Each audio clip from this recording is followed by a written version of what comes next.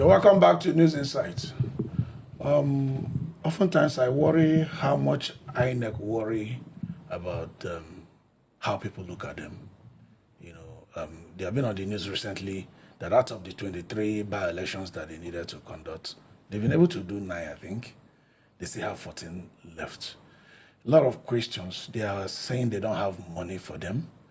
And why they are so much worried about money, Nigerians are actually worried about the integrity of all their elections. Do INEC really worry about the integrity of their elections? No, they don't. They don't. That is why they prioritize money more than the work. But they need money to conduct the elections. Yes, they need money to conduct the elections because of the way they do their elections.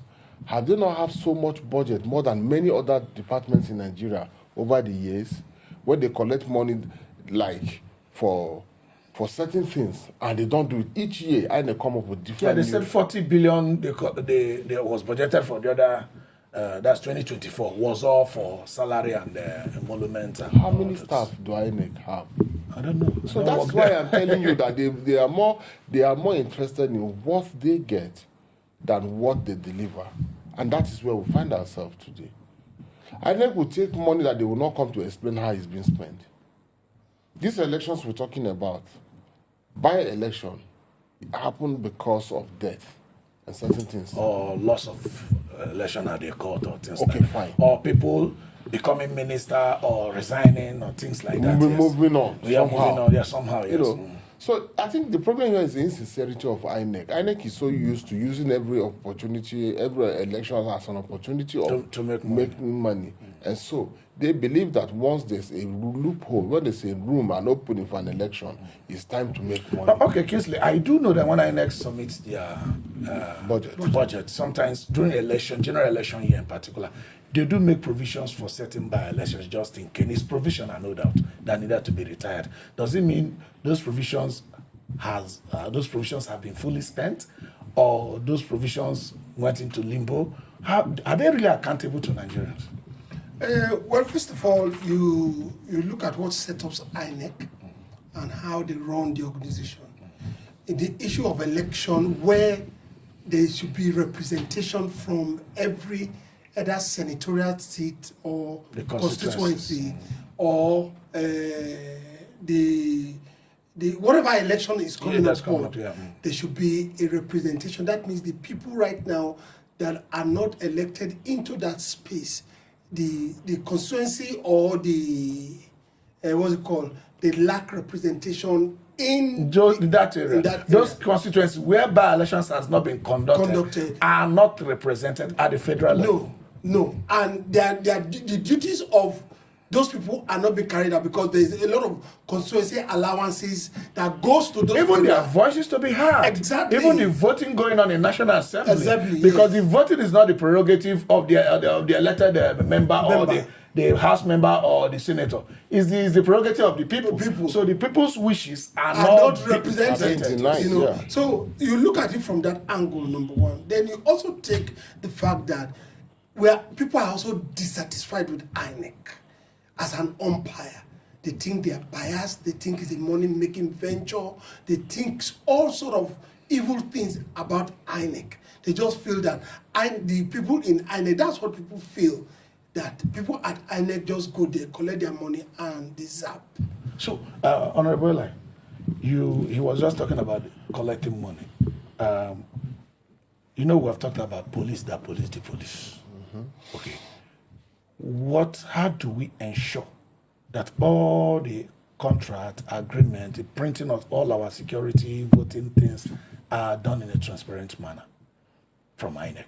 Because if we do not have sufficient checks from the public, not from the agencies, internal audit and all that, they do exist. But oftentimes, this is a paper existence. Why they carry out their function? It's like, how do I call it? If internal auditor is interested in the same cake, how well can he audit? Okay. How do we make the people, the internal and external auditor of INEC? Let's know how to use the fund we give to them first, before we talk about giving them the money. We've had INEC before this INEC. INEC had been in existence as long as our democracy. Yeah, they used to answer NEC sometimes. So the problem we've had lately is was caused by APC. Because someone's tenure has elapsed. He did not even do anything credibly well. The next thing is you renew another 5 years for him to continue. Continue doing what? Doing the nonsense they've done, robbing people of their votes. So that is the problem we are facing. How do you correct it? How do you checkmate INEC? When they go bring their budget before senators and House of Reps members who maybe did not win election, who were favored because they either gave money or they have relationship, who is going to checkmate them? They bring this budget, excess budget, unexplainable budget. This time around 125. And these guys will pass it because it's a favor.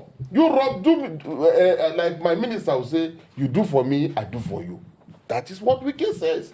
And that is what we are saying. No, I have a vital concern, or a kind of, let it not be a question, it's a serious concern. I noticed that each time it is by-election for senator or House of Rep member, issues of this money not being, no blah, blah, blah. I think they even delay it. They continue to push it until they have money. So why don't they delay that of governor? Governor, why don't they do that? But when it's a governor's election, it's sacrosanct. I mean, money will fly out because the position cannot be vacant. Number one. Yes. Number two, why don't we do it so that the position of a House of Rep member and that of a senator should not be vacant? Because the representation coming, the people. Yes. How can we push that into a legislation? So what should it can. What should have been done is that INEC should be financed from a source that is not based on budgeting. Okay. I don't know if you understand. Yeah, they should be financed from a source that is there's a money in this particular stuff. But at the end of the day, it starts to still coming from a budget. Yeah, it's coming from budget, but there is a pool. Do you understand where this money is drawn from? At every particular time. I think at the end of the day, I was having a concern too. That I'm not accusing the senators and others, since they approved their budget and all that, the committee members, you could see the last time, INEC submitted 126. And they said, the last year was 40. How come? They say, okay, don't worry, we'll make sure you have what you want. I mean, does it mean these senators, they have a way? I just said it not too long, it's compensation for exchange of gift. He was trying to drive at something, such a way that they are funding. Yes, that is it. I was going to talk about that. Yeah. That is one suggestion. Another one is this. INEC did it in Kogi State. There was an ongoing election. They were counting. One of the candidates died. INEC did not stop the election. INEC did not call for a new election. So what am I trying to talk about here? By-elections is or are as a result of death of an elected candidate person or somebody moving from that elective office to another, taking an appointment.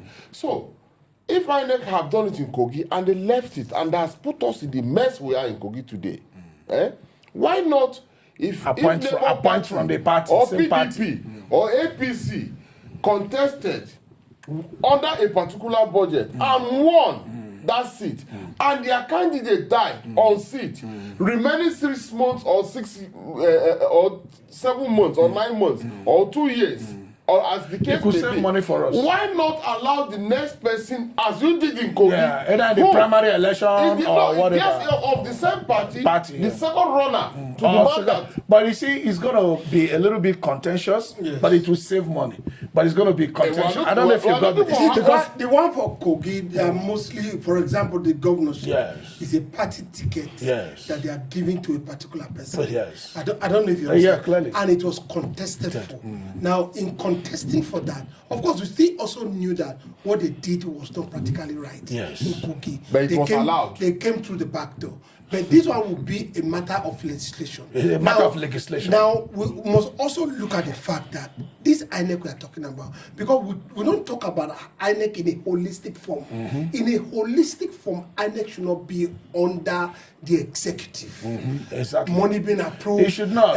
You know, we talked about even appointment of INEC chairman. The president who is going for re-election should not be the one to appoint INEC chairman. Or a president that is in a political party. It should not. It doesn't have credibility. People, as a matter of fact, you know, they changed NEC to INEC, independent, but they are not independent anything. I can't be independent from you. You are the one appointing me, and you contest in election where I will be the judge. It's not going to work. For example, now if the National Judicial Council pass a judge, it must be with the ascension of the president or the governor, which is wrong. You see, which is wrong because those people who have now to be slaves, political people. You just put them right there. At the end of the day, and you put a commissioner from INEC. Do you understand? What do you want the commissioner to do? But now, look at we are talking about issues of legislation. Let's digress a little bit. We fought Buhari in court for the electoral amendment, for the amendment of the Electoral Act.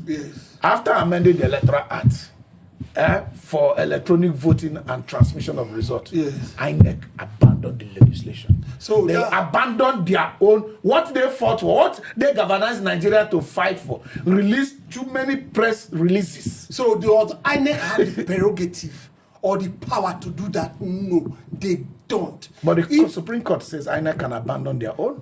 Of course, it's all. That's how our current president emerged. Exactly, that's what I'm saying. That is all a hula baloo of the ruling party. If not, the constitution that is already adopted should be sacrosanct to whatever one person that explains. That's the truth. Though they are the judiciary. I keep saying it, we hardly are able to run away from the role of judiciary. Because whatever we call a legislation, it remains on paper until the court says that is what it is. Yes. It becomes law. How do we, that is not what we are talking about now, how do we get our judiciary to help INEC to be independent? INEC needs to be independent. Is it only INEC? No, in particular, because INEC brings in the paper, yes. Well, you see, just 20 seconds. The judiciary, I have mentioned it here before, is supposed to be the hope of the common man. But in a society where a just man, a man who you do not have serious evidence against, you could just wake up because you're not comfortable with him and his way of doing things. You can remove him and replace. And then by the end of the day, when you've achieved what you want, which is what Buhari did, Yes. So you see, we'll keep having this problem if we're not sincere with ourselves. So eventually we need to be sincere to ourselves as a nation. As a nation, as a our hearts. Not just being sincere, being patriotic. Being patriotic. There is a spirit of patriotism that need to take over all of us. And let there be real punishment for people. So now, like we've always said, I think that will be going to be our takeaway. I mean, there can be a punishment for the people in the judiciary can still be shortchanged. Yes. It's going to be hard. So it's going to start from that sincerity you talk about, and also the patriotism. And if we can do that, we are almost sure we'll get to a starting point at least. So this is still News Insights, and we'll be right back.